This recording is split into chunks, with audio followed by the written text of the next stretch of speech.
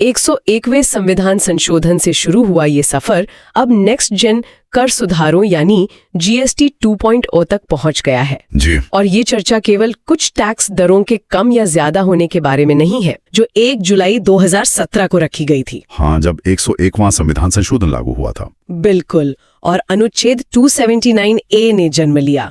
उससे पहले की दुनिया बड़ी अजीब थी।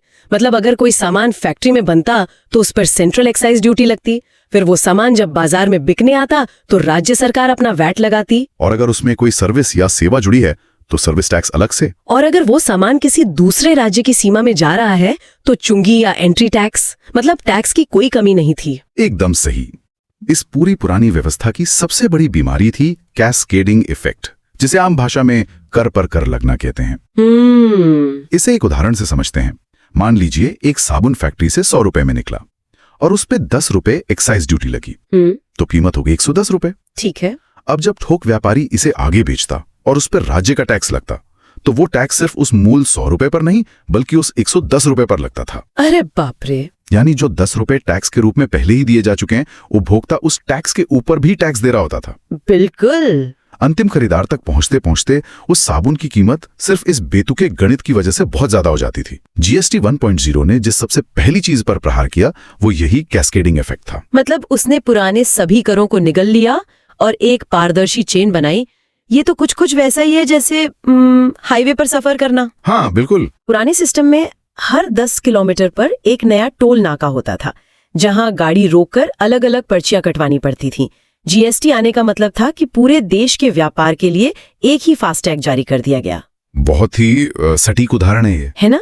अब एक व्यापारी का माल बिना किसी नाके पर रुके, बिना किसी अतिरिक्त स्थानीय टैक्स के कश्मीर से कन्याकुमारी तक जा सकता है। और उस फास्टैग ने केवल रसद या लॉजिस्टिक्स को ही आसान नहीं किया, बल्कि इसने गंतव्य सिद्धांत या जैसे डेस्टिनेशन प्रिंसिपल कहते हैं उसके रूप में एक बहुत बड़ा संरचनात्मक बदलाव भी किया। गंतव्य सिद्धांत। हाँ, इसने राज्य सरकारों के राजस्व को देखने का नजरिया पूरी तरह से बदल दिया। तो दस्तावेज में महाराष्ट्र और राजस्थान के बीच व्यापार का एक बहुत ही सटीक उदाहरण दिया गया है।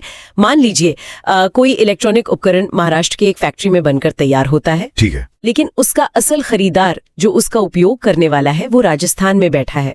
अगर हम पुरानी कर व्यवस्था की बात करें तो चूंकि माल महाराष्ट्र में बना था, इसलिए वहां की सरकार को इसका सीधा आर्थिक लाभ मिलता था। और गंतव्य सिद्धांत ने इस गणित को पलट दिया।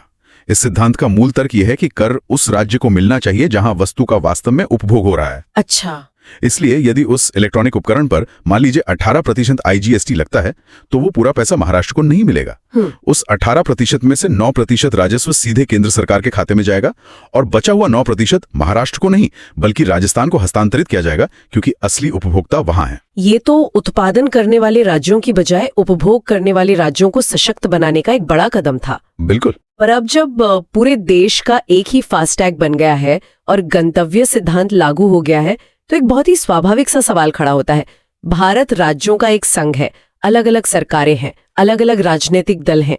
इतने बड़े और विविधतापूर्ण देश में इस एक फास्टैग प्रणाली को नियंत्रण कौन करता है? क्योंकि पावर का संतुलन ही तो सबसे बड़ा मुद्दा है। बिल्कुल। और इस शक्ति संतुलन को साधने के लिए ही जीएसटी परिषद का निर्माण किया गया। यह परिषद सहकारी संघवाद का सबसे बेहतरीन जीवित उदाहरण है। अच्छा। करों को क्षेत्राधिकार के अनुसार बहुत ही स्पष्ट रूप से बांटा गया है। सीजीएसटी जिस पर केंद्र का अधिकार है, एसजीएसटी जो राज्यों का है, आईजीएसटी जो 2 राज्यों के बीच व्यापार के लिए है, जिसमें केंद्र और राज्य दोनों का हिस्सा है। एकदम सही। और यूटीजीएसटी जो केंद्र शासित प्रदेशों के लिए है। पर यहाँ मुझे एक थोड़ा संदेह है। मतलब सुनने में तो ये सब बहुत अच्छा लगता है कि केंद्र और राज्य मिलकर काम करेंगे, लेकिन भारत के राजनीतिक इतिहास में केंद्र सरकार हमेशा से अधिक शक्तिशाली रही है। क्या इस जीएसटी परिषद के ढांचे में केंद्र के पास इतनी ताकत नहीं है कि वो अपनी नीतियां और कर की दरें राज्यों पर अपनी मर्जी से थोप सके? राज्य तो फिर एक तरह से मूकदर्शक बन के रह जाएंगे।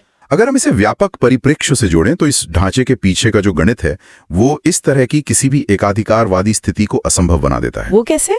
जीएसटी परिषद में कोई भी निर्णय सिर्फ साधारण बहुमत से नहीं बल्कि 75% यानी 3/4 के विशेष बहुमत से लिया जाता है। अच्छा, 75%? हाँ। अब वोटिंग पावर के वितरण को देखिए। केंद्र सरकार के पास कुल वोटिंग पावर का 1/3 हिस्सा है, मतलब 33.3%। वहीं देश के सभी राज्यों की सरकारों को मिलाकर 2/3 यानी 66.6% वोटिंग पावर दी गई है। ओहो, तो गणित के हिसाब से देखें तो 75% का आंकड़ा पार करना किसी एक के बस की बात नहीं है। एकदम सटीक। केंद्र सरकार चाहे कितनी भी कोशिश कर ले, वो अपने 33.3% वोट के दम पर कोई नियम अकेले पास नहीं कर सकती।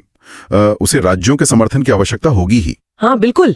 और दूसरी तरफ अगर सारे राज्य एक साथ मिल भी जाएं और केंद्र के खिलाफ वोट करें तो भी उनका वोट 66.6% पर ही रुक जाएगा, जो 75% के जादुई आंकड़े से कम है। मतलब हर बड़े फैसले के लिए केंद्र और राज्यों के बीच आपसी सहमति होना अनिवार्य है। बिल्कुल। ये गणितीय ढांचा इस बात की पक्की गारंटी देता है कि किसी भी पक्ष के साथ राजस्व के मामले में कोई अन्याय ना हो। तो ये सिर्फ एक टैक्स काउंसिल नहीं है, बल्कि एक ऐसा लॉक इन की सिस्टम है जिसे दोनों चाबियां एक साथ लगाए बिना खोला ही नहीं जा सकता। सही कहा। लेकिन इतनी शानदार संरचना और सहकारी संघवाद के बावजूद दस्तावेज इस बात को छिपाता नहीं है कि जीएसटी 1.0 में कुछ गंभीर तकनीकी और सैद्धांतिक खामियां थीं। एक ऐसी पुरानी संरचना थी जिसने आगे चलकर जीएसटी 2.0 जैसे बड़े सुधारों की मांग को जन्म दिया। दस्तावेज लाफर वक्र की चुनौती पर काफी विस्तार से चर्चा करता है। हाँ, अर्थशास्त्र में लाफर वक्र एक बहुत ही बुनियादी लेकिन शक्तिशाली सिद्धांत है। ये सिद्धांत बताता है कि कल की दरों और सरकार को मिलने वाले कुल राजस्व के बीच एक बहुत ही नाजुक रिश्ता होता है। अच्छा। अगर सरकार टैक्स की दरें बहुत ज्यादा बढ़ा देती है तो इसका उल्टा असर होने लगता है। लोग या तो कर की चोरी करने के नए तरीके ढूंढ लेते हैं या फिर व्यापार करना ही इतना मुश्किल हो जाता है कि आर्थिक गतिविधियां कम हो जाती हैं। और नतीजतन सरकार का खजाना भरने की बजाय सिकुड़ने लगता है। बिल्कुल। और जीएसटी 1.0 में जो पुरानी 4 स्लैब प्रणाली थी, 5%, 12%, 18% और 28%, उसने ठीक यही समस्या पैदा कर दी थी। हाँ। 28% का जो सबसे ऊपरी स्लैब था वो केवल विलासिता की वस्तुओं तक सीमित नहीं था। कई ऐसी वस्तुएं जो आम रोजमर्रा के इस्तेमाल की थीं, वो भी 28% के भारी भरकम टैक्स के बोझ तले दबी हुई थीं। लाफर वक्र के संदर्भ में देखें तो सरकार उस इष्टतम बिंदु या ऑप्टिमल पॉइंट से बहुत दूर थी। 28% टैक्स होने की वजह से व्यापारियों के लिए नियमों का पालन करना यानी कंप्लायंस एक चुनौती बन गया था। जब टैक्स बहुत ज्यादा होता है तो बाजार में कच्चे बिल या बिना बिल के काम करने की प्रवृत्ति बढ़ने लगती है। हाँ, ये तो है। लेकिन बात सिर्फ उच्च दरों पर ही खत्म नहीं होती। एक और तकनीकी भूल भुलैया थी जिसने छोटे और मंझोले दर्जे के व्यापारियों की कमर तोड़ रखी थी।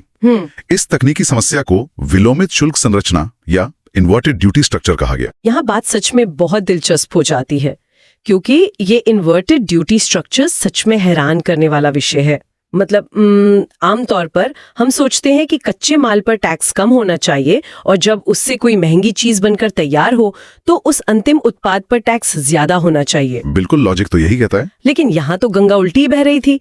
कच्चे माल पर भारी टैक्स और बने हुए सामान पर कम टैक्स। कोई भी व्यापारी परेशान हो जाएगा इससे। और ये संरचनात्मक दोष कई उद्योगों के लिए एक बुरे सपने जैसा था। इसे समझने के लिए हमें निर्माण प्रक्रिया के स्तर पर जाना होगा। दस्तावेज ने इसे समझाने के लिए कपड़े के थैले यानी फैब्रिक बैग का एक बेहतरीन उदाहरण दिया है। हाँ, मैंने पढ़ा वो। कल्पना कीजिए कि एक छोटा उद्यमी फैब्रिक बैग बनाने का कारखाना चलाता है।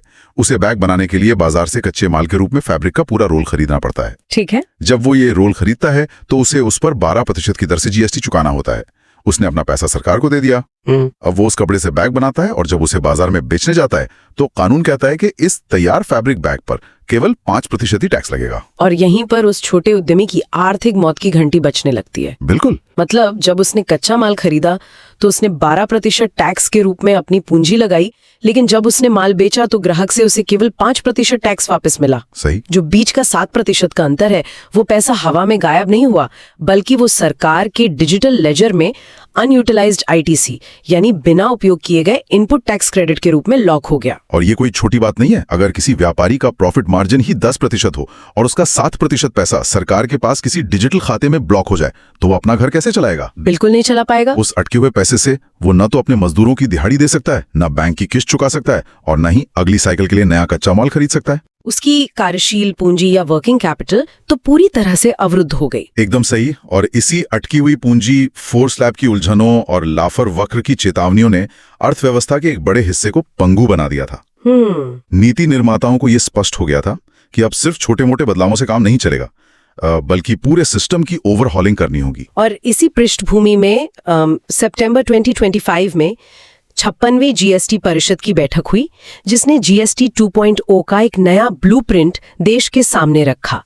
3 सितंबर 2025 को जो फैसले लिए गए और जो 22 सितंबर 2025 से लागू हुए, उन्होंने पूरे बाजार में एक नई ऊर्जा भर दी। हाँ। उस बैठक की सबसे चर्चित घोषणा, जिसे उस समय मीडिया और आम जनता ने दिवाली गिफ्ट का नाम दिया था, वो थी व्यक्तिगत जीवन और स्वास्थ्य बीमा पर 100% की छूट। और जीवन और स्वास्थ्य बीमा पर टैक्स हटाना केवल एक आर्थिक फैसला नहीं था, ये एक वैचारिक बदलाव था। बिल्कुल। एक लंबे समय तक स्वास्थ्य बीमा को एक प्रकार की सर्विस या सेवा मानकर उस पर टैक्स वसूला जाता था, लेकिन महामारी और अन्य स्वास्थ्य संकटों के बाद ये स्पष्ट हो गया कि बीमा कोई विलासिता नहीं है, ये एक बुनियादी सामाजिक सुरक्षा है। एकदम सही बात है।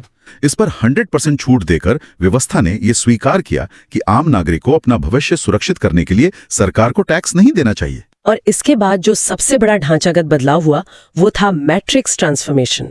वो जो पुरानी उलझी हुई 4 स्लैब व्यवस्था थी, उसे पूरी तरह से झाड़ पोंछ कर एक साफ सुथरे मॉडल में बदल दिया गया।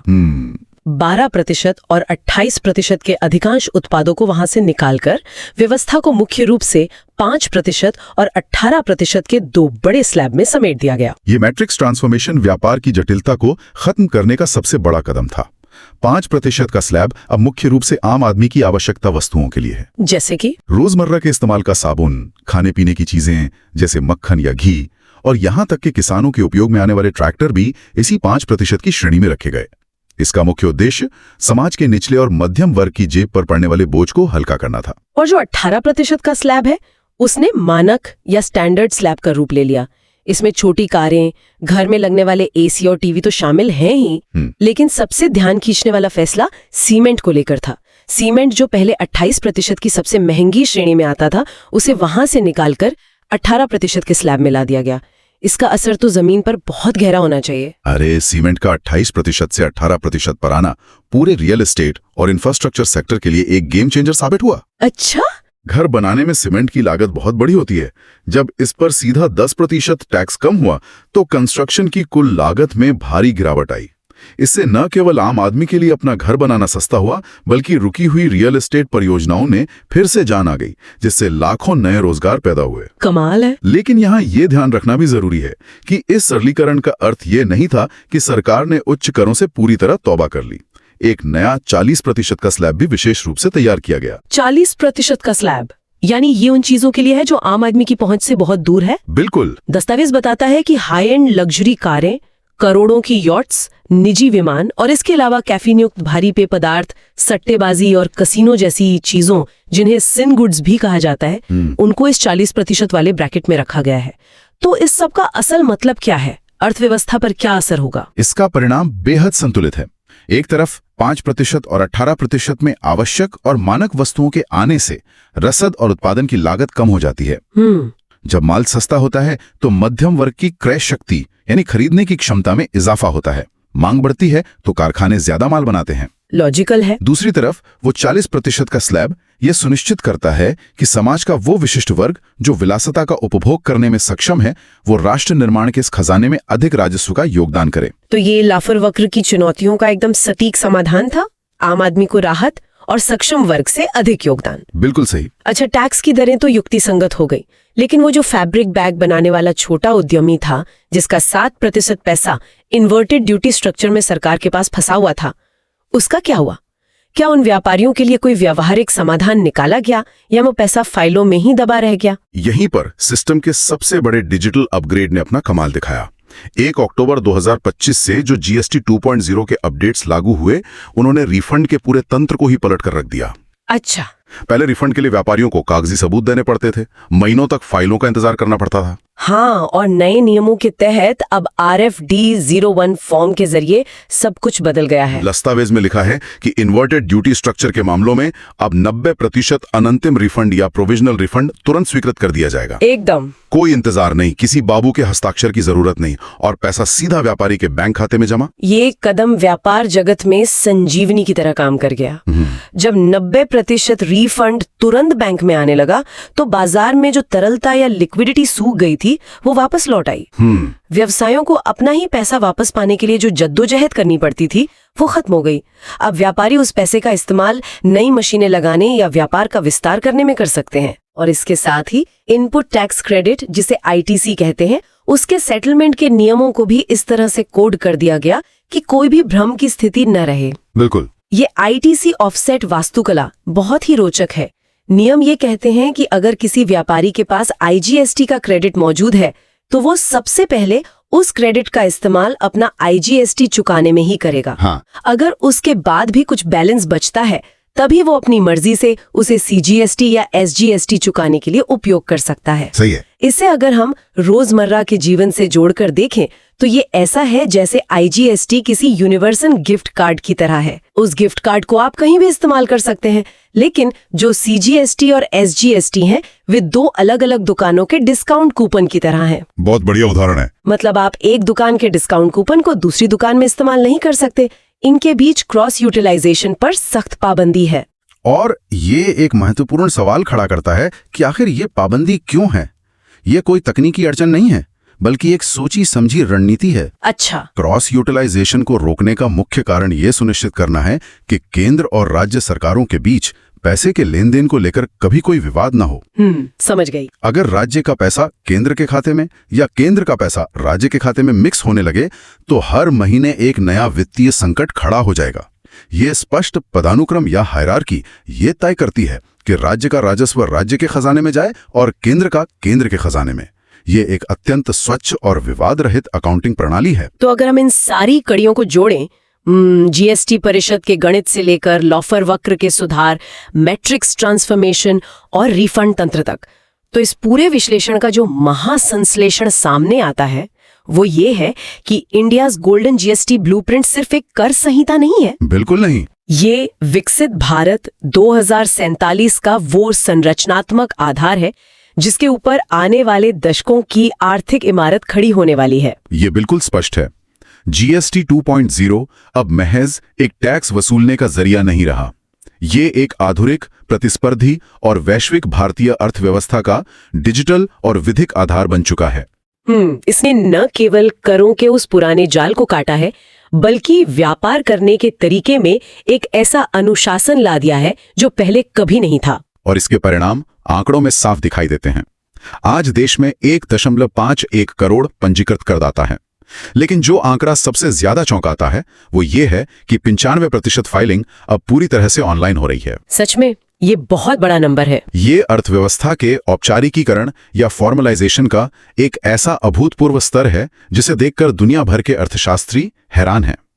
एक ऐसा देश जहां व्यापार अक्सर कच्चे पर्चों और बिना बिल के नकद लेन देन पर चलता था, वहां आज 95% डेटा सीधे डिजिटल मेन फ्रेम पर दर्ज हो रहा है। और यही कारण है कि इसे एक नेक्स्ट जेन प्रणाली माना जाता है।